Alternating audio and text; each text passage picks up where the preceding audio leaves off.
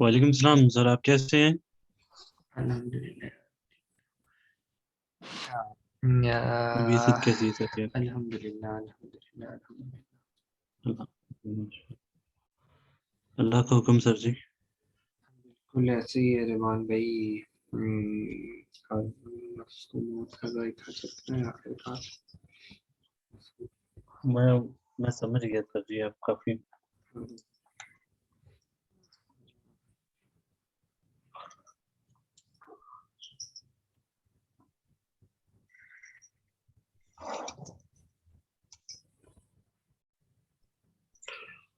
अच्छा, हम स्टार्ट लेते हैं। स्टार्ट ऐसा ही है कि हम लोगों ने जो भी विजुअल असिस्टेंट का जो बेसिकली जो टेक्निक्स होती हैं या जो कोर्स था वो हम लोगों ने लिया है, कंप्लीट उसको कर लिया। कुछ एक दो चीज़ें ऐसी थी जो लीगल डॉक्यूमेंटेशन थी, वो मैंने आप लोगों को शायद बता दी थी। लीगल डॉक्यूमेंटेशन का भी प्रोसेस बता दिया था। प्रोसेस इन द सेंस ये है कि क्या क्या चीज़ें रिक्वायर्ड होती हैं। और आज की जो डिस्कशन है वो तो एंड ऑफ द सेशन में जो एक डिस्कशन होती है ये वो है। मैं बेसिकली एक तो दादों की वजह से और दूसरा हमारे ट्रांसफर वाइज के कुछ अकाउंट्स थे वो पेंडिंग के अंदर पड़े थे, तो मैंने सोचा कि वो आ जाएंगे तो फिर हम उसके ऊपर डिस्कशन कर लेंगे। सो वो क्लियर तो हो गए थे, लेकिन हमारा इरादा ये था, मैं आप लोगों को कुछ बातें समझाना चाहता हूँ आज। कि इरादा हमारा ये था कि हम लोग जो है ना सेलर सेंटर्स के लिए फ़ौरन अप्लाई करेंगे। 3 सेलर सेंटर्स थे जिनके लिए मैंने फ़ौरन अप्लाई करना था। तो मैं ये कह रहा था कि क्योंकि सेलर सेंटर जब अप्लाई होगा तो आप सबको मैं प्रोसेस वगैरह समझा भी दूंगा, बता भी दूंगा, कोशिश करेंगे शायद दिखा भी दें कोई वीडियोस बना के। लेकिन अनफॉर्चुनेटली तो नहीं कहेंगे। ये Q4 जो होते हैं, आपने सनी अली और साकिब अजहर को भी सुना होगा पिछले दिनों। मैं तो नहीं सुन सका, लेकिन मुझे पोस्ट वगैरह उनकी आ रही थी लोगों की कि ये देख लें। आप भी यही बात कर रहे हैं, मैंने कहा मैं भी यही बात कर रहा हूँ। होता क्या है यार कि ना Q4 के अंदर पहले तो ये कॉन्सेप्ट समझिएगा। ये सिर्फ डिस्कशन है, अब ये कोई चीज़ तो है नहीं, समझने की हद तक है। जब भी कोई क्लाइंट आपके पास आता है ना, तो आपको ट्राई ये करना है कि ना आप उसको Q4 में उसकी लॉन्चिंग नहीं करें। व्हाट इज Q4 मतलब साल का आखिरी महीने, नवंबर दिसंबर। इसमें उसकी कुछ वजूहात है। वजूहात ये है यार कि ना अमेजोन के सर्वर के ऊपर बहुत ज्यादा प्रेशर होता है, बहुत ज्यादा लोड होता है, बहुत ज्यादा। आपको पता है, मैंने आप लोगों को बताया था कि गोरे जो उनसे है ना खाना खाना छोड़ देते हैं, लेकिन क्रिसमस में एक दूसरे को तोहफा जरूर देते हैं। और फिर मैंने आपको ये भी बताया था कि 52% मार्केट ई कॉमर्स की सिर्फ अकेले अमेजोन ने कवर की हुई है। बाकी ईबे, वॉलमार्ट, वो तो 48% में आते हैं ना, पूरे ऑल ओवर द वर्ल्ड की बात मैंने की थी। तो प्रेशर जब इनके ऊपर सर्वर्स के ऊपर बहुत ज्यादा होता है ना, तो ये अम्बिगियस और ना मतलब एक ऐसे एरर्स शो कर रहे होते हैं जिस टाइम पे आप सेलर सेंटर के लिए अप्लाई करते हो कि उसमें अ, ऐसे फजूल एलिगेशंस लग रहे होते हैं। लाइक अगर आप अपना पासपोर्ट 600 पीपीआई में स्कैन करके भी देते हो तो कहते हैं कि हम हमें जो इसके ऊपर लिखा हुआ है वो रीडेबल नहीं है। हालांकि इट्स नॉट पॉसिबल। सबसे स्ट्रॉन्ग स्कैन जो उनसे वो होता है वो इवन मोबाइल से हो ही नहीं सकता, वो मशीन के थ्रू होता है, जिस तरह मैंने आप लोगों को बताया था। सो होता क्या है कि पहले रेशो थी 50-50%। 50% रिजेक्शन हो जाती थी, बाकी 50% एक्सेप्टेंस थी। लेकिन इस दफा सबसे पहले सनी अली के कुछ अकाउंट्स गए हुए थे उनके एक टीम के, उन्होंने कहा जी कि फजूल एलिगेशन लग रहे हैं, तो वो एक्सेप्ट नहीं हुआ। फिर साकिब अजहर की भी 2 दिन के बाद पोस्ट आई कि हमें भी ये शिकायत आ रही है। फिर विजन्स वाले हैं, एक विजन्स एक और इंस्टीट्यूट है, वो भी टेक्निकल इंस्टीट्यूट है। तो वो उनके ओनर हैं, राफे नाम है उनका। मैंने उनसे रब्ता किया, मैंने कहा राफे भाई आपने अप्लाई किए थे सेलर सेंटर कुछ क्लाइंट्स के, तो क्या बना? उन्होंने कहा एक भी एक्सेप्ट नहीं हुआ, सारे रिजेक्ट। तो वो उसकी वजूहत यही थी कि वो जो वजह ये आ रही है कि सर्वर पे इस वक्त बहुत ज्यादा लोड और प्रेशर है। सो वो 30-70 के रेशो के ऊपर चला गया। 30% एक्सेप्टेंस है, 70% रिजेक्शन है। अब आप लोगों को एक सवाल करना चाहिए था, अहमद भाई कोई बात नहीं, आप लोग 30% का रिस्क क्यों नहीं लेते? आप ले लें, ज्यादा से ज्यादा क्या होगा, रिजेक्शन हो जाएगी फिर अप्लाई कर देना। अमेजोन का मैकेनिज्म ऐसा है ना कि अगर मैंने अप्लाई किया है और आयशा ने भी अप्लाई किया है और रिमान ने भी अप्लाई किया और हम तीनों की रिजेक्शन होगी, उसके बाद जब हम दोबारा अप्लाई करेंगे ना, और फर्ज कर लेते हैं कि बासित ने न्यू अप्लाई किया उस टाइम पे, तो बासित का पहले वो डॉक्यूमेंट्स चेक करता है। जो मैकेनिज्म है ना, वो पहले बासित के चेक करेगा, हमारे बाद में चेक करेगा, क्योंकि वो ये कहता है कि ये एक एक दफा फेल हो चुके हैं, इनको दोबारा ट्राई दी जा रही है, लिहाजा इनको क्यू के अंदर लगा के रखो। तो टाइम ज्यादा लग जाता है, जहाँ 4 दिन लगने थे वहां 14 दिन लग जाते हैं। सो इसलिए रिस्क फैक्टर थोड़ा सा ज्यादा होता है। ये इस दफा थोड़ा मजीद ज्यादा हो गया। ये सर्वर्स का कुछ उनका इशू आया कि प्रेशर जरा ज्यादा है, लोग अप्लाई कर भी रहे हैं, कुछ के एक्सेप्ट हो भी रहे हैं, लेकिन हम लोगों ने इसी में बेहतरी जानी कि हम क्रिसमस को गुजर जाने दें, क्योंकि अभी कोई टाइम इतना रहता नहीं है। 25 दिसंबर को क्रिसमस गुजर जाएगी तो उसके बाद अप्लाई कर देंगे। अच्छा, एक और मैं आपको बताता हूँ, जब आप क्रिसमस के बाद अप्लाई करते हो ना, तो आपको चैलेंजिंग ये आपकी लॉन्चेस होती हैं। चैलेंजिंग कैसे होती हैं? देखें, क्रिसमस 25 दिसंबर के बाद हम सेलर सेंट्रल के लिए अप्लाई करेंगे, 10-15 दिन सेलर सेंट्रल बनने में लग जाएंगे। चले आप 10 दिन भी रखें, 5 जनवरी तक आपका सेलर सेंट्रल बनेगा, 10-11 दिन में 5 जनवरी तक सेलर सेंट्रल बन गया। अब जब तक आप लोगों को शायद ये बात नहीं पता कि जब तक डमी लिस्टिंग नहीं करते ना, आप मैन्युफैक्चरर को ऑर्डर नहीं करते। उसकी मैं वजह बताता हूँ।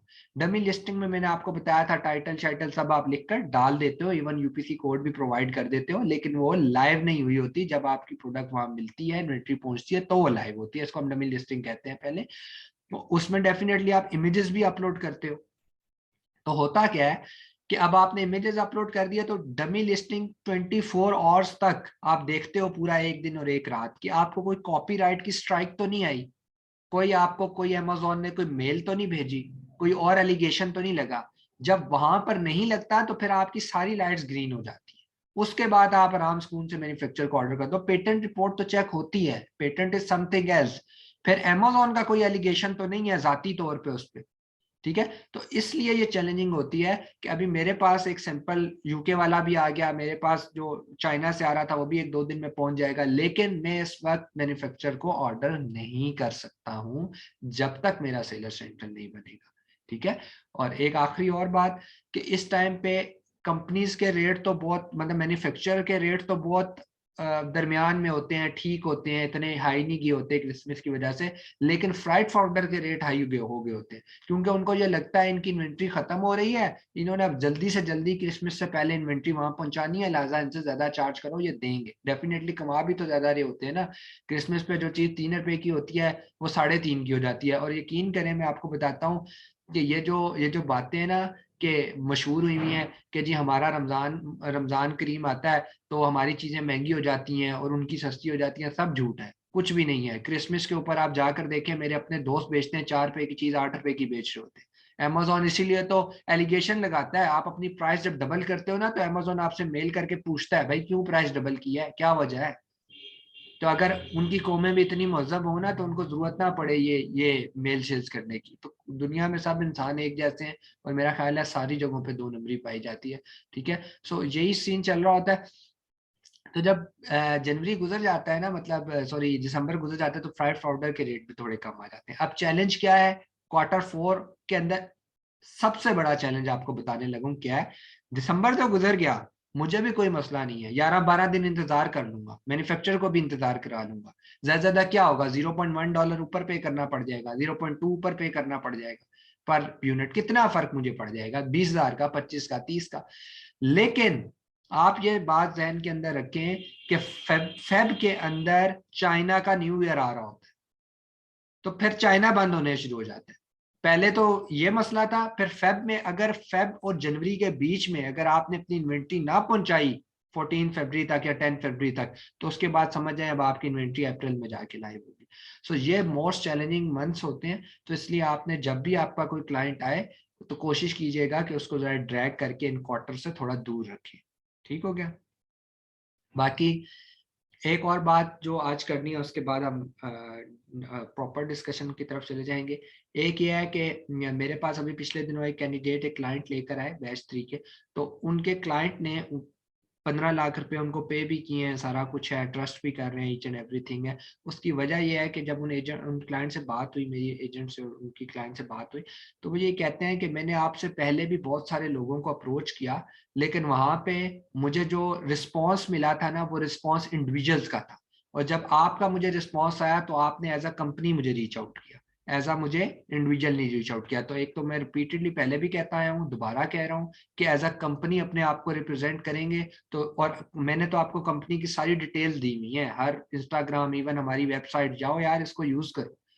मुझसे किसी बंदे ने पूछा कि अहमद भाई जो आप स्टेटस लगाते हैं क्या मैं लगा दूं? मैंने कहा आप सिर्फ स्टेटस ना लगाएं, जाके आप अपने नाम से लगा दें, क्या मेरा काम है, ठीक है, कहें मेरा काम है, मेरी टीम ने किया है, मैं उसका पार्ट हूं, चाहे आपको कख नहीं आता, लेकिन action speaks louder than words. ठीक है, तो यही बात मैं सेलर सेंटर्स की भी करता हूँ। ये तीनों सेलर सेंटर जब तैयार होंगे तो मैं आप लोगों को में से कुछ लोगों को, हर किसी को नहीं, डेफिनेटली जो मेरे साथ अटैच रहेंगे, चलने का एग्जाम रखेंगे, उन लोगों को मैं सेलर सेंटर्स की भी इस तरह की एक्सेस दूंगा कि वो वहां के सेट उठा के अपने मीडिया के ऊपर लगाएं, लोगों को बताएं, क्या वो बैठ के बात करते हैं, ये मैं ऑलरेडी काम कर रहा हूँ। ठीक है, अच्छा, तो उसने कहा कि एज अ कंपनी आपने मुझे रीच किया था और आपने मुझे अपना जो है ना क्या उसको कहते हैं, रोड मैप शो आपने मुझे किया था। तो मैंने बहुत सारे लोगों से मांगा, लेकिन उन्होंने मुझे उस तरह नहीं दे सके। वो सिर्फ मुझे उन्होंने बुलेट पॉइंट्स लिख के सेंड कर दिए वर्ड के ऊपर, तो ये मुझे प्रॉपर चीज नहीं लगी। सो मैं आपको ये वर्ड मैंने खोला हुआ है, मैं आपको बताता हूँ कि जब भी आपने किसी को सेंड करना है प्रपोजल, तो पहले तो आपने राइट साइड के ऊपर इस जगह पे ई ग्रीन एवोल्यूशन का लोगो लगा दीजिएगा। लेफ्ट साइड पे यहाँ से स्टार्ट लेके लेफ्ट साइड पे आपने क्लाइंट की डिटेल होती है, मार्केट कौन सी है, उसके अलावा क्लाइंट की ईमेल, अपनी ईमेल, ये 3-4 चीजें लिख लेनी होती हैं। उसके बाद आप यहाँ से शुरू करते हो और सबसे पहले आप अपना फ्लो चार्ट होता है जिसके अंदर आप बताते हो पहले हंटिंग होगी, फिर सोर्सिंग, फिर लिस्टिंग, ये सारी चीज होती है। उसके अलावा आज ये चीजें आप लिख लेते हो, फिर आप हंटिंग में लिखते हो, आप नीचे मतलब ना टाइटल दे के नीचे लिखते हो हंटिंग में क्या करेंगे, हम सोर्सिंग में क्या करेंगे, ये सारी चीजें। ये हो गया प्रपोजल, इसको कहते हैं बिजनेस प्रपोजल। बिजनेस प्रपोजल के बाद आप अपने चार्जेस जो बताते हो, चार्जेस में भी ऊपर से सेम रखना है, नीचे जो सा है आप लोगों ने बताना है। अगर एलएलसी बनी हुई है, अगर यूएसए में कर रहे हो तो एलएलसी, और यूके में कर रहे हो तो एलटीडी। तो अगर वो बनी हुई है तो ये चार्जेस है, नहीं बनी हुई तो वो चार्जेस हैं। ये सारी एक कंप्लीट फाइल है। ये फाइल मेरे पास एज अमानत पड़ी होती है कंपनी की, लेकिन आप में से कुछ लोगों ने मुझसे वो फाइल मांगी है, शायद असद ने मांगी थी, तो मैंने उसको फाइल सेंड की है। और मैंने उसको ये भी कहा है कि तुम अगर यहाँ कहीं 200 लिखा हुआ है ना, तुम उसको 150 करके कम 50-50 60-60 कम करके अपने क्लाइंट को भेज दो, और कोई चेंज भी करने की जरूरत नहीं। ठीक है, सो बनी बनाई चीजें आपके पास अवेलेबल है। सो यार, आप मैं समझता हूँ कि आप लोगों को अगर इतना अच्छा प्लेटफॉर्म है, इतनी अच्छी इंकरेजमेंट मिलती है, फिर भी आप मार्केट के अंदर काम नहीं करो, तो मेरा नहीं ख्याल कि यार उसके बाद कोई एक्सक्यूज ऐसा रह जाता है। ठीक है, तो वो फाइल आपको मिल जाएगी उन लोगों को, जब आपके पास क्लाइंट रीच आउट करे, आप मुझसे ले लीजिएगा वो फाइल, या फिर असद से ले लीजिएगा। असद शायद इधर बैठे हैं, सुन रहे हैं बात। तो लेकिन इस जिम्मेदारी पे कि यार वो जो फाइल है ना, वो जो भी फाइल्स आपको मिलती हैं वो कंपनी की अमानत होती हैं आपके पास। उसको देखकर आप अपना काम तो कर सकते हो क्योंकि आप कंपनी का पार्ट हो, लेकिन कभी ये नहीं करना कि आप किसी दोस्त को दे दो, वो आगे किसी दोस्त को दे दे, वो आगे किसी दोस्त को दे दे। सो ये मेहनत से चीज़ें बनाई जाती हैं, इसके ऊपर प्रॉपर मीटिंग्स होती हैं, डिज़ाइन किए जाते हैं कि कैसे क्लाइंट्स को रीच आउट करना होता है, और वक्तन फवक्तन उसके अंदर कुछ ना कुछ चेंजेस भी आती रहती है। ठीक है, एक ये हो गया। दूसरा ये है कि सेकंड लास्ट बात यह है कि मैंने आप लोगों को सोर्सिंग सिखाई थी, और मैंने आप लोगों को कहा था कि यार सोर्सिंग इज, जब आप अच्छी सोर्सिंग करना सीख जाते हैं तो वो सिर्फ अमेजोन के लिए नहीं होता, वो ईबे के लिए भी है, वॉलमार्ट के लिए भी है। और सबसे बड़ी, अगर आप लोगों में से कोई लोग दराज के ऊपर काम करना चाहते हैं, तो सबसे बड़ी चीज दराज है कि यहाँ पर तो आप आज अकाउंट बनाएं और आज आप काम कर सकते हैं, आज आप ई कॉमर्स के अंदर बिल्डअप कर सकते हैं अपने आप को। सो कैसे सेटअप करना है, कैसे मंगवाना है, सोर्सिंग कैसे होती है, वो सब आपको सिखाया जा चुका है। ठीक है, और सारी वीडियोस आपके पास अवेलेबल हैं, कुछ भूल जाएं, कुछ हो जाए तो हर बैच 4 की हर वीडियो सोर्सिंग की लिंक्स वगैरह आपके पास अवेलेबल है। और एक और बात, कि जो आखिरी बात है, एक तो ये कि मैं नेक्स्ट वीक में भी वेडनेसडे या थर्सडे या इसी ट्यूसडे को कोई एक दिन ना ऑल ओवर द वर्ल्ड के लिए एक सेशन रख रहा हूँ, जिस पे बहुत सारे लोग मुझे रीच आउट कर रहे हैं कि जी अहमद भाई हमें दराज भी बताएं, अमेजोन तो आप बताते हैं।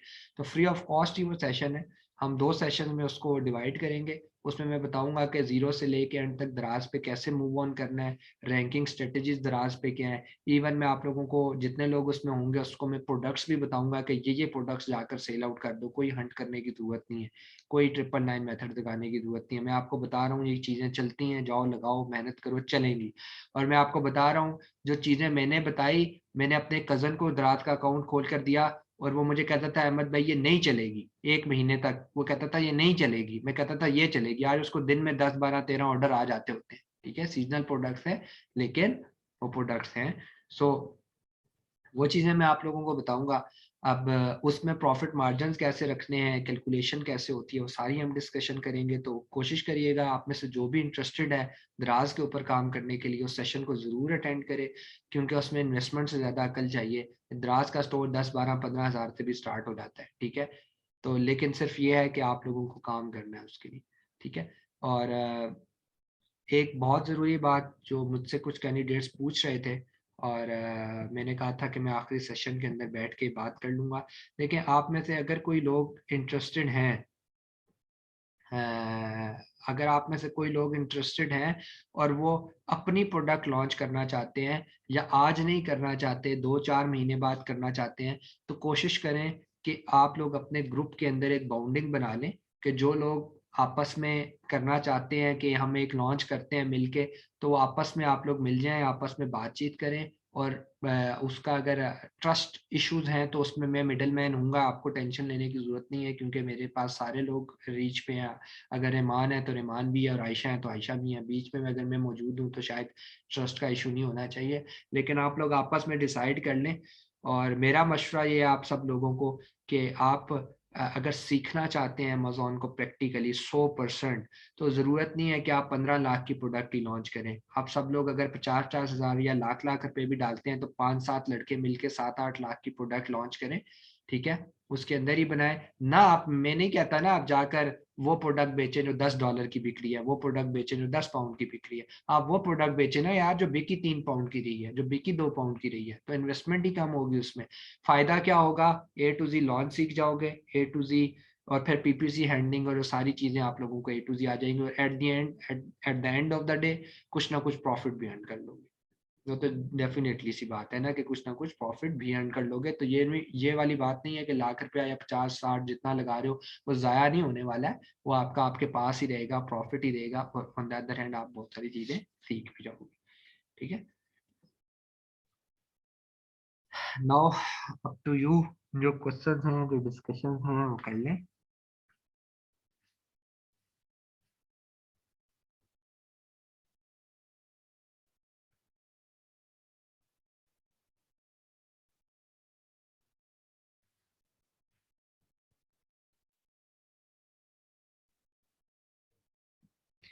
कोई बात नहीं मंजूर भाई, रिकॉर्डेड लेक्चर आप ले लीजिएगा। तो इतनी कोई ख़ास बातें नहीं है, सिर्फ हम डिस्कशन के ऊपर हैं। और अगर आप लोग में से कोई बंदे ऐसे भी हो गए, ज़्यादा नहीं बन सके, 2-3-4 बंदे हुए, तो भी देख लीजिएगा, 1 महीना, 1.5 महीना, 2 महीने, मतलब जनवरी निकल जाने दें, फेब तक आ जाने दें चीज़ों को। तो उसके बाद हो सकता है कि मैं आपको 2-4 बंदे और अरेंज करवा दूँ किसी और ग्रुप से।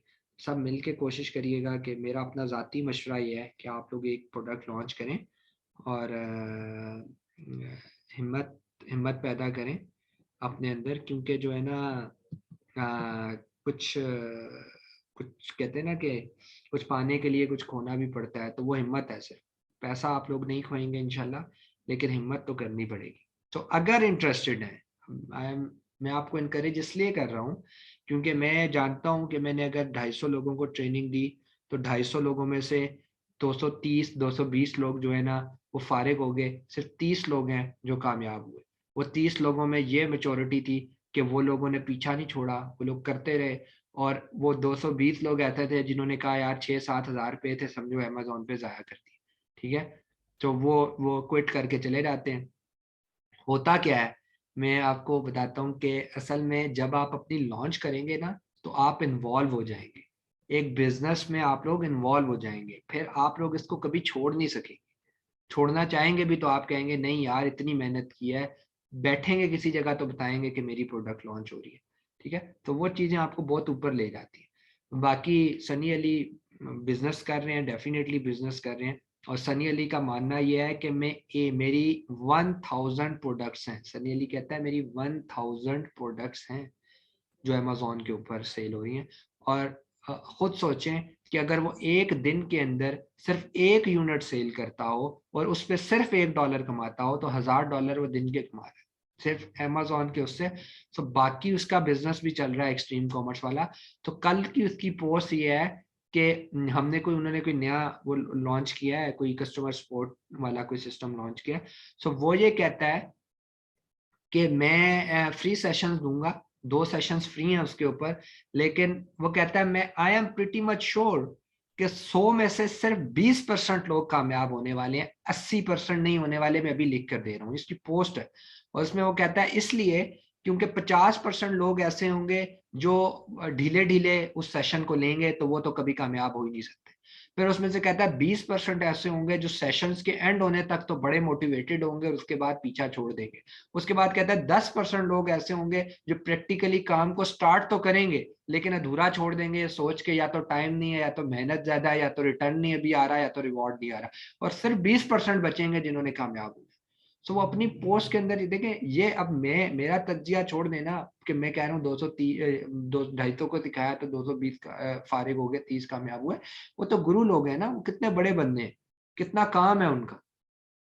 तो वो बंदा भी अगर इसी नतीजे पर पहुंचा है तो आप लोगों को सीखना चाहिए। अब आप बॉल आप लोगों के कोर्ट में, अगर आप लोग सीखना चाहते हैं, अपने सोशल मीडिया को, अपने अकाउंट्स को, अपने फाइबर को, अपने अपर को हमेशा आप रखने की कोशिश करें। और सबसे अच्छा मेरा आप लोगों को मशवरा यह है कि कुछ लोग मिल जाओ, छोटी प्रोडक्ट लॉन्च करो, लेकिन मैं आप लोगों को गाइड करूंगा कि कैसे करनी है। छोटी प्रोडक्ट लॉन्च करो, अपनी प्रोडक्ट लॉन्च करो, ठीक है। एक प्रोडक्ट अगर आप लोग लॉन्च कर जाते हो अमेजोन के ऊपर आफ्टर द फैब, उसके बाद आप जान छुड़ाना चाहो भी तो नहीं छुड़वा सकते हैं, ठीक है। और कोई क्वेश्चन है तो कर ले।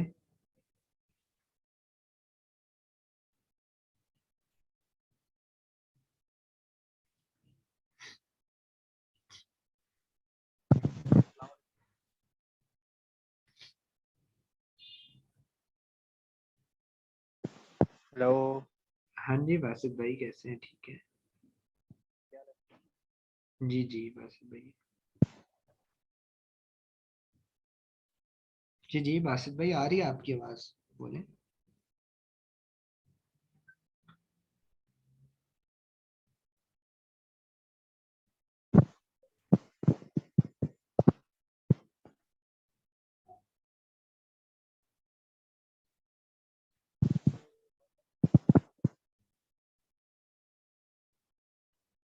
ठीक है बासित भाई, आपकी आवाज नहीं आ रही, मैसेज करते हैं, जस्ट माइक हिल के सिर्फ खत्म हो जाता है।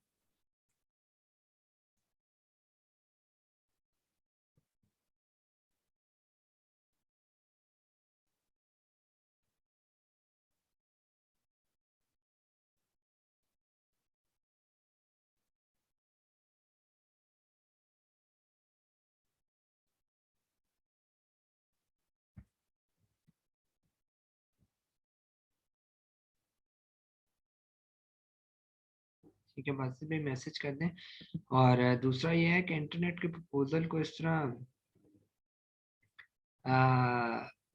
बेहतर किया जा सकता है कि सबसे पहले आप अपनी प्रोफाइल जो है ना अपर की, वो 100% करें। अपर की प्रोफाइल लोग 100% नहीं करते, उसमें अपना जो है आपका एक्सपीरियंस वगैरह बस लिख दें। ई कॉमर्स के अंदर मैंने ये भी काम किया है, ये भी किया है। मैं तो आप लोगों को इतनी बड़ी अपॉर्चुनिटी दे रहा हूँ यार। मैं कह रहा हूँ जो मैंने आपको डॉक्यूमेंट्स के पहले पहले पेजेस सेंड किए हुए हैं, जो मेरे स्टेटस लगे हुए हैं यार, जाकर वो अपर के ऊपर लगा दो, कहो मैंने रजिस्टर किया था।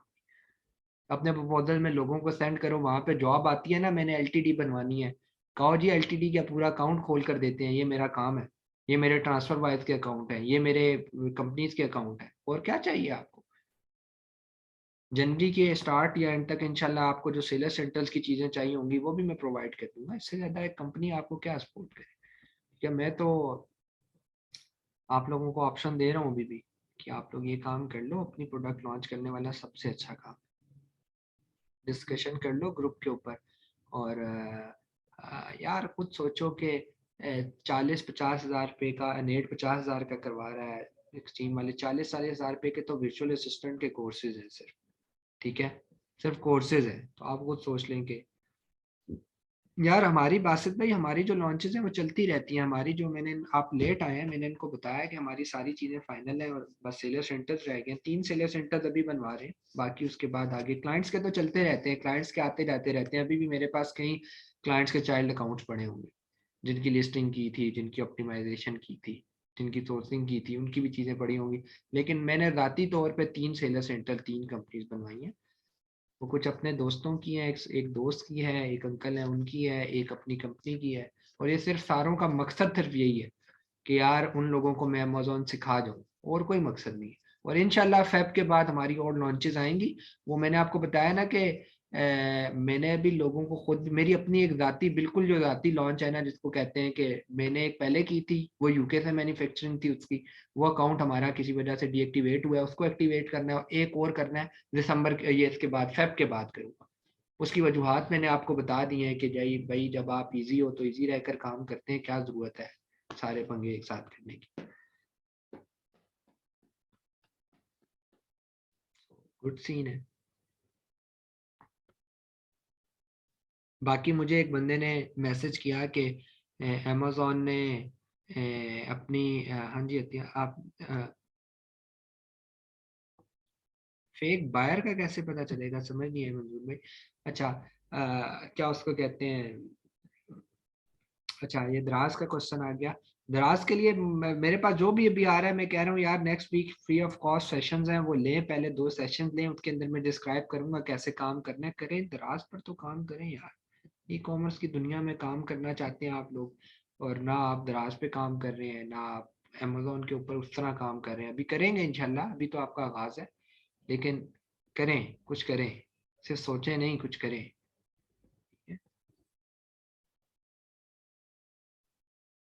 ठीक हो गया।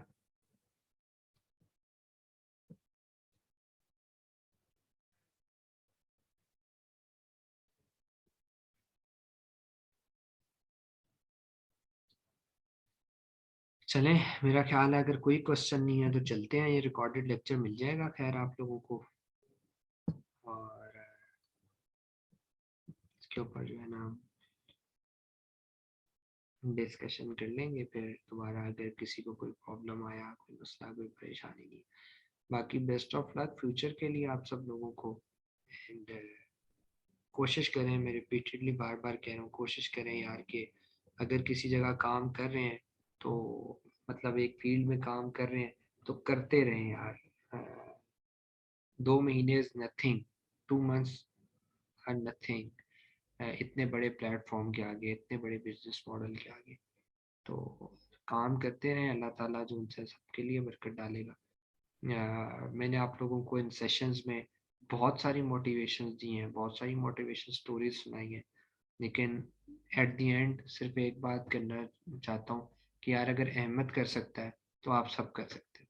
सिर्फ फ़र्क यह है कि मैंने 4 साल इस फील्ड को पकड़ी रखा, मैंने सीएस किया, मैंने इसको नहीं छोड़ा, मैंने कंस्ट्रक्शन स्टार्ट की, मैंने इसको नहीं छोड़ा। मैंने फॉरेक्स ट्रेडिंग की है, फॉरेक्स ट्रेडिंग हम लोग करते थे, मैंने इस काम को नहीं छोड़ा। अल्लाह ताला इज़्ज़त तब देता है जब आप काम को छोड़ते नहीं। ठीक है। सो अल्लाह ताला आप सबको मुझसे कहीं गुना ज़्यादा इज़्ज़त देंगे। चलें, ओके, होती है फिर इंशाल्लाह ज़िंदगी में गपशप।